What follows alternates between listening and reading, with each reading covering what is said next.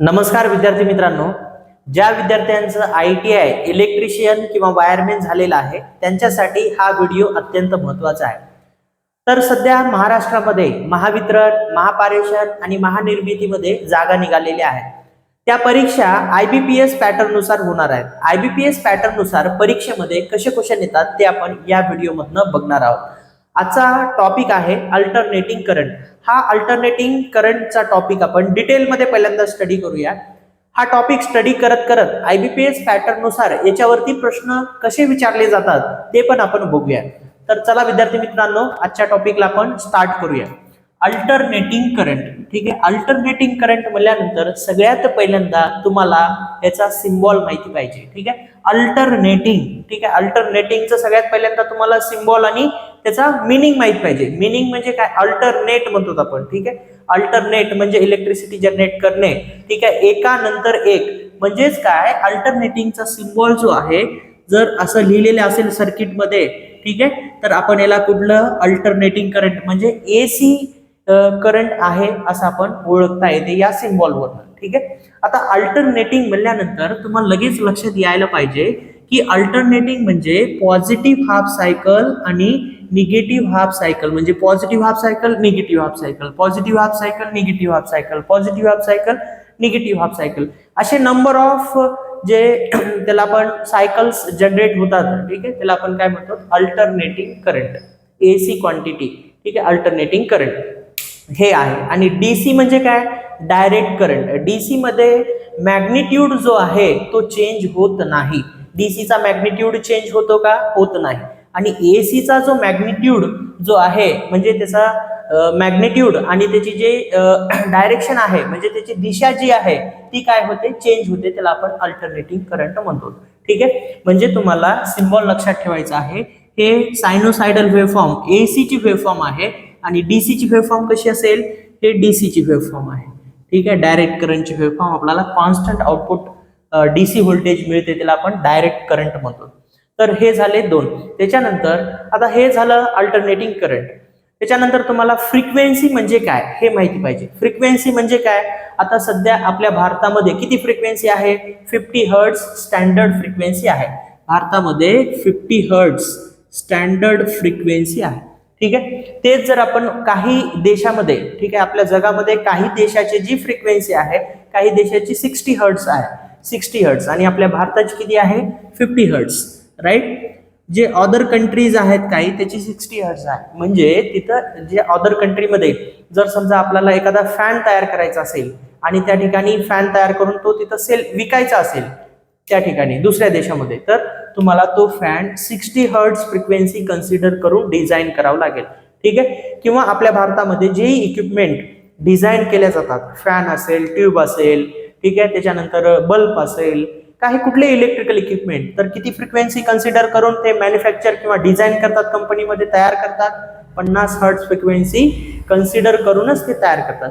किंवा दुसऱ्या देशाची एखादी कंपनी आहे, आपल्या देशामध्ये त्यांना फॅन विकायचे आहेत, समजा फॅन तयार करून विकायचे आहेत, कंपनी आहे त्यांची, तर त्यांना कुठली फ्रिक्वेन्सी कन्सिडर करावं लागेल? 50 हर्ट्झ, ठीक आहे। ज्या देशाची फ्रिक्वेन्सी 60 हर्ट्झ आहे तिथं एखादा इलेक्ट्रिकल इक्विपमेंट तयार करून विकायचं असेल तर 60 हर्ट्झ त्या ठिकाणी कन्सिडर करावं लागेल। आणि ज्या देशाची 50 हर्ट्झ आहे तर तिथं 50 हर्ट्झ कन्सिडर करून त्या ठिकाणी तुम्हाला ते डिझाईन करून फॅन तयार करून त्या ठिकाणी विकावं लागेल, ठीक आहे। तर ही झाली फ्रिक्वेन्सी। आता फ्रिक्वेन्सीची व्याख्या काय? त्यालाच आपण डेफिनेशन काय आहे? फ्रिक्वेन्सी म्हणजे number of cycles completed in 1 second, ठीक आहे। जे नंबर ऑफ सायकल्स आहेत ते एका सेकंदामध्ये किती सायकल्स कंप्लीट होतात त्याला आपण काय म्हणतो? फ्रिक्वेन्सी म्हणतो। आता आपल्या भारतामध्ये 50 हर्ट्झ फ्रिक्वेन्सी आहे, म्हणजेच एका सेकंदामध्ये किती सायकल्स कंप्लीट होतात असा तुम्हाला बेसिक लेवलवर IBPS पॅटर्न नुसार प्रश्न येऊ शकतो। म्हणजे एका सेकंदामध्ये किती, आपल्या भारतामध्ये एका सेकंदामध्ये किती सायकल्स कंप्लीट होतात, ठीक आहे। आता पहिल्यांदा सायकल म्हणजे काय, ठीक आहे। सायकल म्हणजे हे पॉझिटिव्ह हाफ सायकल आणि निगेटिव्ह हाफ सायकल दोन्ही मिळून कंप्लीट 1 सायकल होते, ठीक आहे। आता सायकल म्हणल्यानंतर तुम्हाला तुमची सायकल आठवली असेल, ठीक आहे। सायकल तर प्रत्येकाने चालवलंच असेल, सायकलला पायडल असतात, ठीक आहे। मला सांगा ते दोन्ही पायडल कधी एकत्र आलेत का? नाही, ठीक आहे। एक वरती आणि एक खालती, आपण ही सायकल झाली. ठीक आहे, म्हणजे एक पॉझिटिव्ह हाफ सायकल, दुसरे निगेटिव्ह, पुन्हा positive negative, positive negative, positive negative, याला काय म्हणतात आपण सायकल. इथं तसंच सेम पॉझिटिव्ह निगेटिव्ह. आता इथं मी एकच सायकल ड्रॉ केलेली आहे, अशा नंबर ऑफ सायकल्स आपल्याला ड्रॉ करता येतात. ठीक आहे, तर याला म्हणायचं सायकल्स. अशा किती सायकल्स कंप्लीट होतात एका सेकंदामध्ये? 50 सायकल कंप्लीट होतात. ठीक आहे, तर हा बेसिक प्रश्न तुम्हाला IBPS पॅटर्न नुसार येऊ शकतो, लक्षात ठेवा. त्याच्यानंतर फ्रिक्वेन्सीला आपण कशाने डिनोट करतो? फ्रिक्वेन्सीला एफ नी डिनोट करतो आणि फ्रिक्वेन्सीचा फॉर्म्युला काय आहे? 1/T. आणि फ्रिक्वेन्सी आपण हे कशामध्ये मोजतो? हर्ट्स मध्ये. ठीक आहे, तुम्हाला फ्रिक्वेन्सीचं युनिट सुद्धा लक्षात ठेवायचं आहे. आपण एकदम बेसिक पासून चाललो. ठीक आहे, म्हणजे बेसिक कन्सेप्ट क्लिअर झाले तुम्हाला की पुढचे कन्सेप्ट खूप इझी जातात आणि व्यवस्थित समजतात. ठीक आहे, त्याच्यामुळे बेसिक पासून जाऊया आपण. F = 1/T. F म्हणजे काय? फ्रिक्वेन्सी. कशात मोजतो? हर्ट्स मध्ये. ठीक आहे, 1/T. T म्हणजे काय? टाइम. ठीक आहे, एक सायकल कंप्लीट होण्यासाठी किती वेळ लागतो त्याला काय म्हणायचं? टाइम म्हणायचं, किंवा टाइम पिरियड म्हणतो आपण त्याला. आणि ते टाइम कशात मोजतो? सेकंद मध्ये. म्हणजेच T काय मिळते तुम्हाला? 1/F seconds. T = 1/F. ठीक आहे, म्हणजे जर तुम्हाला टाइम पिरियड काढायचा असेल तर तुम्हाला काय करावं लागेल? 1/F. आता आपण काय करूया? स्टँडर्ड फ्रिक्वेन्सी कन्सिडर करूया 50 हर्ट्स. ठीक आहे, जर समजा इथं या फॉर्म्युल्यामध्ये ठेवलं आपण T = 1/F आहे. F ची व्हॅल्यू किती आहे? 50. ठीक आहे, हे 50 जर 1/50 जर केलं आपण समजा, तर बघा इथं 0.02 सेकंद. ठीक आहे, हा सुद्धा IBPS पॅटर्न नुसार तुम्हाला प्रश्न येऊ शकतो. आपल्या भारतामध्ये 50 हर्ट्ज फ्रिक्वेन्सी आहे, तर एक सायकल कंप्लीट होण्यासाठी किती टाइम लागतो? तर किती टाइम लागतो? 0.02 सेकंद टाइम लागतो. ठीक आहे, हा प्रश्न बेसिक तुम्हाला प्रॅक्टिकल ओरिएंटेड, ठीक आहे, प्रॅक्टिकल बेसिस वरती IBPS पॅटर्न नुसार प्रश्न येऊ शकतो, तर हे लक्षात ठेवा. ठीक आहे, त्याच्यानंतर झालं हे टाइम आणि टाइम पिरियड आणि फ्रिक्वेन्सी. ठीक आहे, टाइम पिरियड आणि फ्रिक्वेन्सी समजलं का व्यवस्थित? बघा, टाइम पिरियड म्हणजे काय? टाइम पिरियड म्हणजे एक सायकल कंप्लीट होण्यासाठी किती वेळ लागतो. ठीक आहे, त्या वेळेला किंवा त्या टाइमला आपण टाइम पिरियड म्हणतो. आणि फ्रिक्वेन्सी म्हणजे काय? Number of cycles completed in 1 second. ठीक आहे, म्हणजे नंबर ऑफ सायकल्स किती एका सेकंदामध्ये किती सायकल्स कंप्लीट होतात त्याला आपण काय म्हणायचं? फ्रिक्वेन्सी म्हणायचं. ठीक आहे, तर हे झाले 2. त्याच्यानंतर सायकल म्हणजे काय? पॉझिटिव्ह हाफ सायकल आणि निगेटिव्ह हाफ सायकल. इथं हे पॉझिटिव्ह आहे, निगेटिव्ह आहे, याला काय म्हणायचं? Complete 1 cycle. ठीक आहे, आता सायकलचं तुम्हाला एक डेली लाईफ मधलं एक्झाम्पल देतो. समजा काही विद्यार्थी, एखादा विद्यार्थी आहे समजा, ठीक आहे, तो घरून क्लासला आला आणि क्लासवरून घरी गेला, म्हणजे 1 कंप्लीट सायकल झाली. फक्त घरून क्लासला आला म्हणजे एक सायकल झाली का? नाही. ठीक आहे, घरून क्लासला आला, क्लासवरून घरी गेला म्हणजे कंप्लीट 1 सायकल झाली. तसंच या ठिकाणी पॉझिटिव्ह हाफ सायकल आणि निगेटिव्ह हाफ सायकल, त्याला सायकल म्हणायचं. त्याच्यानंतर वेव्हफॉर्म म्हणजे काय? ह्या डेफिनेशन जे आहेत, ह्या ज्या बेसिक कन्सेप्ट आहेत ते तुमची क्लिअर पाहिजे. ठीक आहे, बरेच पेपर जे आहेत ते प्रॅक्टिकल बेसिस वरती या कन्सेप्ट वरती पेपर डिझाईन केल्या जाते. ठीक आहे, IBPS पॅटर्न नुसार तुमचे कन्सेप्ट क्लिअर पाहिजे. ठीक आहे, तुम्ही किती पुस्तकं वाचलात, तुम्हाला किती ऑब्जेक्टिव्हचे बुक वाचलात, ठीक आहे, त्याला महत्व नाही. तुमचा कन्सेप्ट क्लिअर आहे का? कन्सेप्ट क्लिअर असेल तरच परीक्षेमध्ये प्रश्न तुम्हाला सोडवता येतो. ठीक आहे, हे अत्यंत महत्वाचं आहे. बरेच विद्यार्थी काय करायलेत? नुसतं MCQ क्वेश्चन वाचायलेत आणि आपलं पूर्ण अभ्यास झाला असे कन्सिडर करायलेत. विद्यार्थी मित्रांनो, जशाच्या तसे MCQ क्वेश्चन कुठल्याच बुक मधून जशाच्या तसे येत नाहीत. ठीक आहे, पहिले जे विद्यार्थी पेपर दिलेत त्यांना विचारा. ठीक आहे, कन्सेप्ट जर तुमचे क्लिअर असतील तर तुम्हाला तो पेपर सॉल्व्ह करता येतो व्यवस्थित, तुम्हाला त्याचे चांगले मार्क्स येतात आणि सिलेक्शन होते. नुसतं तुम्ही MCQ जर करत बसलात तर त्या ठिकाणी तुम्हाला जेवढा फायदा व्हायला पाहिजे, जे तुम्हाला सिलेक्शन मिळवायचं आहे, ते त्यामध्ये तुम्हाला डिफिकल्टी येऊ शकते. त्याच्यामुळे थेअरीचे कन्सेप्ट तुम्ही व्यवस्थित क्लिअर करा. तर नेक्स्ट बघा, आपण टाइम पिरियड बघितलं, फ्रिक्वेन्सी बघितलं, सायकल बघितलं. त्याच्यानंतर वेव्हफॉर्म म्हणजे काय? वेव्हफॉर्म म्हणजे एखादा ग्राफ, आपण व्होल्टेजचा ग्राफ असेल किंवा करंटचा ग्राफ असेल, विथ रिस्पेक्ट टू टाइम, म्हणजे टाइम सोबत जर कम्पेअर करून आपण ड्रॉ करत असाल तर त्याला काय म्हणायचं, वेव्हफॉर्म म्हणायचं. काय म्हणायचं, वेव्हफॉर्म म्हणायचं. त्याच्यानंतर अँप्लिट्यूड. अँप्लिट्यूड म्हणजे काय, मॅक्झिमम व्हॅल्यू. बघा ह्या अँप्लिट्यूड वरती बऱ्याच वेळेस परीक्षेमध्ये प्रश्न विचारलेला आहे. ठीक आहे, अँप्लिट्यूड. अँप्लिट्यूड म्हणजे बघा ह्या ठिकाणी अँप्लिट्यूड कशाला म्हणतो, समजा हे व्होल्टेज आहे, वाय ऍक्सिस वरती व्होल्टेज आणि ह्या ठिकाणी टाइम आहे. ठीक आहे, तर अँप्लिट्यूड म्हणजे मॅक्झिमम व्हॅल्यू. आता तुम्हाला अशी वेव्हफॉर्म देतात आणि या वेव्हफॉर्म वरती हे जे हा जो पॉइंट आहे इथं पॉझिटिव्ह हाफ सायकल मधला एक पॉइंट असा मिळतो की त्या ठिकाणी जास्त व्हॅल्यू असते, म्हणजे मॅक्झिमम व्हॅल्यू असते, त्याला आपण अँप्लिट्यूड म्हणतो. ठीक आहे, पॉझिटिव्ह मध्ये एक पॉइंट मिळतो आणि किंवा इथं निगेटिव्ह हाफ सायकल मध्ये एक पॉइंट मिळतो ज्याची व्हॅल्यू मॅक्झिमम असते. ठीक आहे, ह्याला काय म्हणायचं, अँप्लिट्यूड म्हणायचं. ठीक आहे, अँप्लिट्यूड किंवा पीक व्हॅल्यू किंवा मॅक्झिमम व्हॅल्यू, आणि ह्या दोन्हीला पीक टू पीक व्हॅल्यू म्हणतात. ठीक आहे, इथून या पॉइंट पासून या पॉइंट पर्यंत, म्हणजेच हा इतका जो पोर्शन आहे, इतका पार्ट जो आहे, याला कोणती व्हॅल्यू म्हणायचं, पीक टू पीक व्हॅल्यू म्हणायचं. काय म्हणायचं याला, पीक टू पीक व्हॅल्यू. परीक्षेमध्ये याच्यावरती तुम्हाला प्रश्न येऊ शकतो किंवा अशी डायग्राम दिल्या जाते आणि तुम्हाला याच्यापैकी अँप्लिट्यूड किती आहे असा प्रश्न विचारतात, किंवा पीक व्हॅल्यू किती आहे किंवा पीक टू पीक व्हॅल्यू किती आहे असा प्रश्न येतो. बघा या ठिकाणी जर समजा इथं अँप्लिट्यूड मी 5 व्होल्ट दिलं, ठीक आहे, 5 व्होल्ट दिलं, असं वेव्हफॉर्म देतात तुम्हाला आणि या पॉइंटला 5 व्होल्ट देतात आणि तुम्हाला विचारतात याची पीक टू पीक व्हॅल्यू किती आहे. खालील दिलेल्या वेव्हफॉर्म वरनं पीक टू पीक व्हॅल्यू किती आहे. आता पीक टू पीक व्हॅल्यू म्हणजे इथं 5 व्होल्ट आहे, म्हणजे निगेटिव्ह मध्ये सुद्धा 5 व्होल्टच असणार आहे.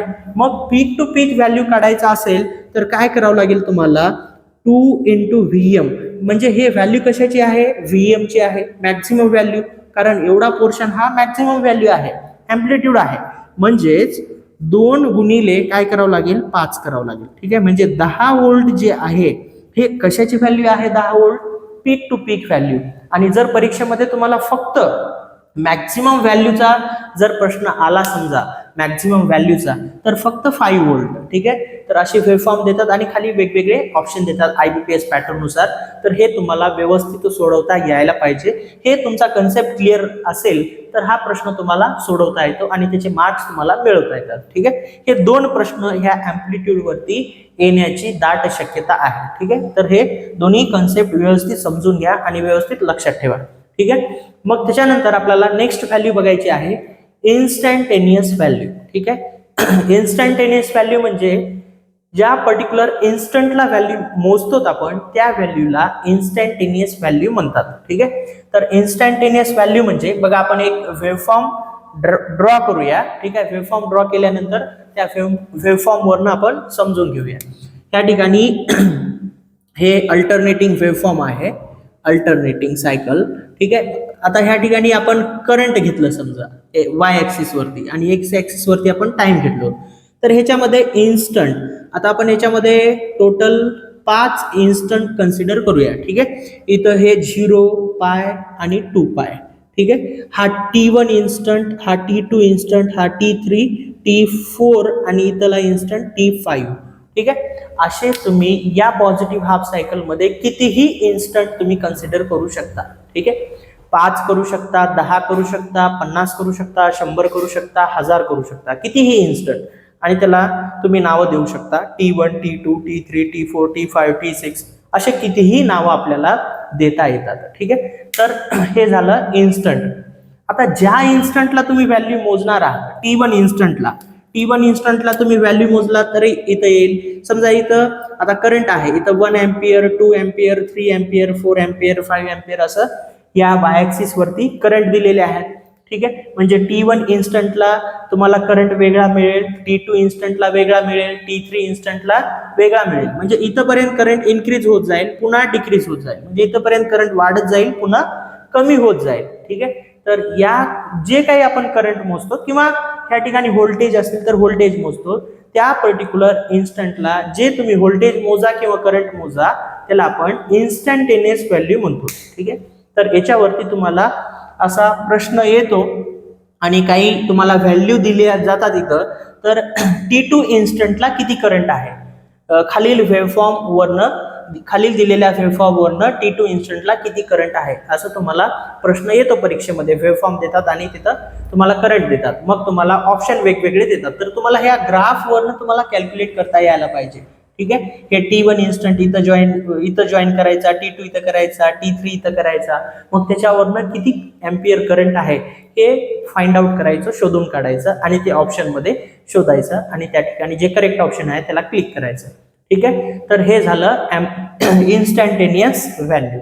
बघा आपण काय काय स्टडी केलो. ठीक आहे, पहिल्यांदा फ्रिक्वेन्सी बघितलं, टाइम पिरियड बघितलो, त्याच्यानंतर सायकल बघितलो, वेव्हफॉर्म बघितलं, एम्प्लिट्यूड बघितलं आणि इन्स्टंटेनियस व्हॅल्यू बघितलो. ठीक आहे, तर हे होते. त्याच्यानंतर आता मेन म्हणजे बघा, तुम्हाला अल्टरनेटिंग करंट हा चॅप्टर स्टडी करत असताना तुम्हाला ॲव्हरेज व्हॅल्यू, RMS व्हॅल्यू या सगळे कन्सेप्ट ह्याचे आणि याचे फॉर्म्युले माहिती पाहिजे. कधी कधी तुम्हाला डायरेक्ट फॉर्म्युला तुम्हाला क्वेश्चन पेपरमध्ये फॉर्म्युल्याच्या बेसिसवरती प्रश्न येतो. ॲव्हरेज व्हॅल्यूचा जर तुम्हाला समजा आता व्होल्टेजची ॲव्हरेज व्हॅल्यू काढायची असेल तर व्होल्टेजच्या ॲव्हरेज व्हॅल्यूचा फॉर्म्युला काय आहे, किंवा करंटच्या ॲव्हरेज व्हॅल्यू काढायची आहे समजा तुम्हाला, तर त्याचा फॉर्म्युला काय आहे हे तुम्हाला माहिती पाहिजे. तर सगळ्यात पहिल्यांदा आपण ॲव्हरेज व्हॅल्यूचा फॉर्म्युला बघूया. ॲव्हरेज व्हॅल्यू समजा व्होल्टेजची ॲव्हरेज व्हॅल्यू तुम्हाला काढायची आहे. ठीक आहे, तर ॲव्हरेज व्हॅल्यूचा फॉर्म्युला आहे 0.637 VM. ठीक आहे, हे जर व्होल्टेजची ॲव्हरेज व्हॅल्यू काढायची असेल तर हा फॉर्म्युला तुम्हाला लक्षात ठेवायचा आहे 0.637 VM. आता VM म्हणजे ऑलरेडी आपण बघितलो, VM म्हणजे काय, मॅक्झिमम व्हॅल्यू. VM म्हणजे काय, मॅक्झिमम व्हॅल्यू. आता मॅक्झिमम व्हॅल्यू एखाद्या वेळेस तुम्हाला बघा प्रॉब्लेम जर आला परीक्षेमध्ये तर मॅक्झिमम व्हॅल्यू तुम्हाला दिल्या जाते आणि ॲव्हरेज व्हॅल्यू काढायला सांगतात. मग तुम्हाला तशा वेळेस काय करायचा, हा फॉर्म्युला यूज करायचा. ठीक आहे, ही व्हॅल्यू स्टँडर्ड व्हॅल्यू आहे, ही व्हॅल्यू तुम्हाला लक्षात ठेवायची आहे. ठीक आहे, आता हे व्होल्टेज साठी झालं. तेच तुम्हाला करंटसाठी विचारलं तरी तुम्हाला हाच ह्या ठिकाणी 0.637 इंटू IM. ठीक आहे, बघा इथं V च्या ऐवजी I झाला. ॲव्हरेजला ॲव्हरेज आहे, ही स्टँडर्ड व्हॅल्यूला स्टँडर्ड व्हॅल्यू आहे, फक्त ह्या VM च्या ऐवजी IM. ठीक आहे, M म्हणजे काय, मॅक्झिमम, I म्हणजे काय, करंट, M म्हणजे काय, मॅक्झिमम, V म्हणजे काय, व्होल्टेज. ठीक आहे, म्हणजे करंटची ॲव्हरेज व्हॅल्यू काढायची असेल तर हा फॉर्म्युला तुम्हाला लक्षात ठेवावं लागेल. ठीक आहे, किंवा डायरेक्ट तुम्हाला व्होल्टेजच्या ॲव्हरेज व्हॅल्यूचा फॉर्म्युला परीक्षेमध्ये विचारले जाते, किंवा करंटच्या ॲव्हरेज व्हॅल्यू काढण्यासाठी डायरेक्ट फॉर्म्युला तुम्हाला परीक्षेमध्ये विचारला जातो. तर हे फॉर्म्युले तुम्हाला लक्षात ठेवायचे आहेत. ठीक आहे, मग त्याच्यानंतर तुम्हाला RMS व्हॅल्यू माहिती पाहिजे, RMS व्हॅल्यूचे फॉर्म्युले माहिती पाहिजे. ठीक आहे, RMS व्हॅल्यू आता VRMS जर काढायचं असेल तर स्टँडर्ड व्हॅल्यू काय आहे 0.707 म्हणजे 0.707. हे कशाचा फॉर्म्युला आहे, RMS व्हॅल्यूचा. ठीक आहे, RMS म्हणजे काय, रूट मीन स्क्वेअर. ठीक आहे, रूट मीन स्क्वेअर हे व्होल्टेजची RMS चा फुल फॉर्म सुद्धा एखाद्या वेळेस परीक्षेमध्ये तुम्हाला येऊ शकतो. ठीक आहे, तर लक्षात ठेवा हे व्होल्टेजची जर RMS व्हॅल्यू तुम्हाला काढायची असेल तर 0.707 गुणिले VM, कारण इथं V घेतल्यानंतर इथं Vच येते.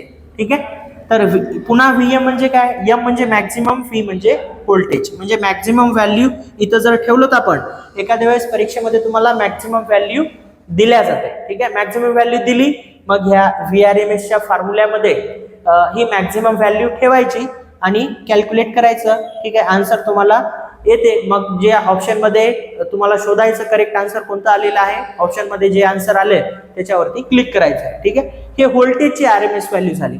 त्याच्यानंतर तुम्हाला करंटची RMS व्हॅल्यू जर काढायची असेल समजा, ठीक आहे, करंटची IRMS करंटची व्हॅल्यू जर काढायची असेल तर 0.707 इंटू IM. ठीक आहे, IRMS बघा इथं V होतं, इथं I झालं, RMS ला RMS म्हणजे काय, रूट मीन स्क्वेअर.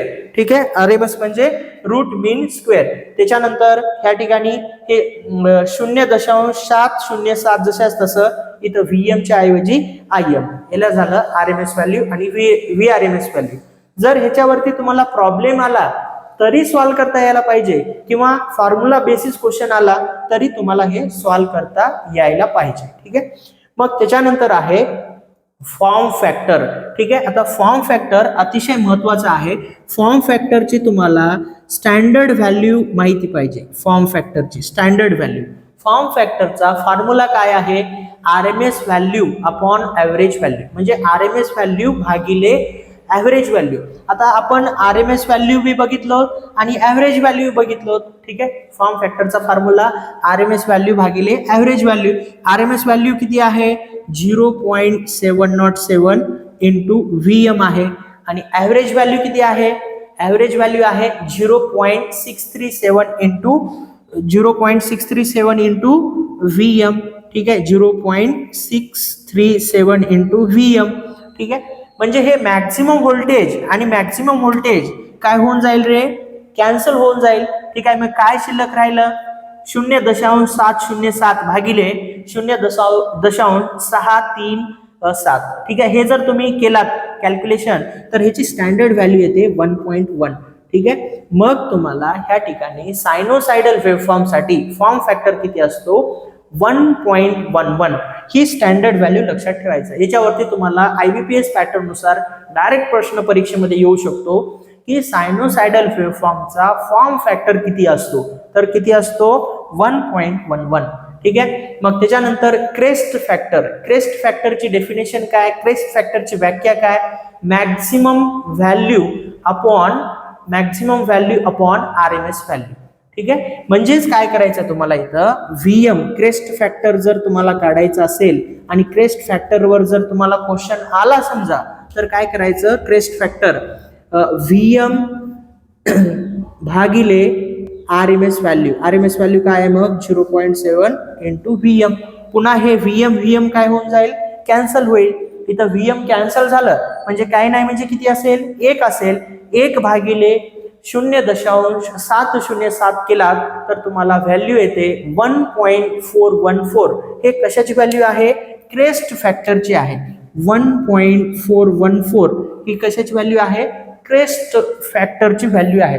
तुम्हाला डायरेक्ट परीक्षेमध्ये IBPS पॅटर्न नुसार क्रेस्ट फॅक्टरची स्टँडर्ड व्हॅल्यू किती असते असा प्रश्न डायरेक्ट IBPS पॅटर्न नुसार परीक्षेमध्ये येतो. तर ही व्हॅल्यू तुम्हाला लक्षात ठेवायचं आहे. जे विद्यार्थी हे व्हिडिओ बघत आहेत, ठीक आहे, तुम्ही हे व्हिडिओ बघत व्यवस्थित कन्सेप्ट समजून घेत ठीक आहे, तुम्हाला पॉइंट जे आहेत तुमच्या नोटबुक मध्ये नोट करून ठेवायचे आहेत, अतिशय महत्त्वाचे. मी तुम्हाला परीक्षेच्या दृष्टिकोनातून डायरेक्ट क्वेश्चन कसा येतो या बेसिस वरतीच तुम्हाला शिकवत आहे. ठीक आहे. तर हे बेसिक अल्टरनेटिंग करंटचे जे काही डेफिनेशन्स आहेत, जे बेसिक कन्सेप्ट आहेत, ते सगळे बेसिक कन्सेप्ट आपण या व्हिडिओमध्ये बघितलेले आहेत.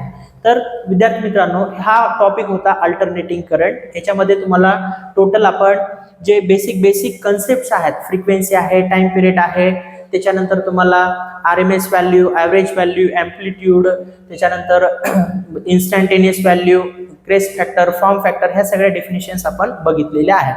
तर हा व्हिडिओ जर तुम्हाला आवडला असेल तर नक्की या व्हिडिओला लाईक करा आणि मॅक्झिमम तुमच्या मित्रांना या व्हिडिओची लिंक शेअर करा. आणि या YouTube चॅनलला सबस्क्राईब केलं नसेल तर सबस्क्राईब करून घ्या, म्हणजे असे नवनवीन व्हिडिओ जे येतात YouTubeवरती मी अपलोड करतो ते सगळ्यात पहिल्यांदा तुमच्यापर्यंत पोहोचतील. तर विद्यार्थी मित्रांनो, काही तुम्हाला डाऊट्स असतील, काही तुमचे प्रॉब्लेम्स असतील तर मी या ठिकाणी एक नंबर लिहितो, या नंबरवरती कॉल किंवा मेसेज करून तुम्ही तुमचे डाऊट्स वगैरे काही विचारू शकता. किंवा तुम्हाला ऑनलाईन क्लास लावायचा असेल किंवा ऑफलाईन क्लास लावायचा असेल तर या नंबरवरती कॉल करून किंवा व्हॉट्सअपला मेसेज करून तुम्ही विचारू शकता. नंबर आहे 95 45 21 91 59. ठीक आहे. हा नंबर नोट करून घ्या. आणि आपण एक YouTubeला अतिशय स्वस्त मध्ये एक आपण प्लॅन केलेला आहे, कोर्स क्रिएट केलेला आहे. 199चं पर मंथ सबस्क्रिप्शन आहे. ठीक आहे. ते तुम्हाला IBPS पॅटर्न नुसार महावितरणसाठी, महापारेषणसाठी आणि महानिर्मितीसाठी या तिन्ही एक्झामसाठी कामाला येईल असं कंटेंट YouTubeवरती आपण ओनली फॉर मेंबर्स, जे विद्यार्थी सबस्क्रिप्शन घेतलेले आहेत त्यांच्यासाठीच आपण ते केलेलं आहे. ज्या विद्यार्थ्यांना त्याची गरज आहे ते पण तुम्ही घेऊन टाका, अतिशय स्वस्त आहे. तर विद्यार्थी मित्रांनो, ह्या व्हिडिओमध्ये आपण इथंच थांबूया. पुन्हा भेटूया नेक्स्ट व्हिडिओमध्ये. जय हिंद, जय महाराष्ट्र.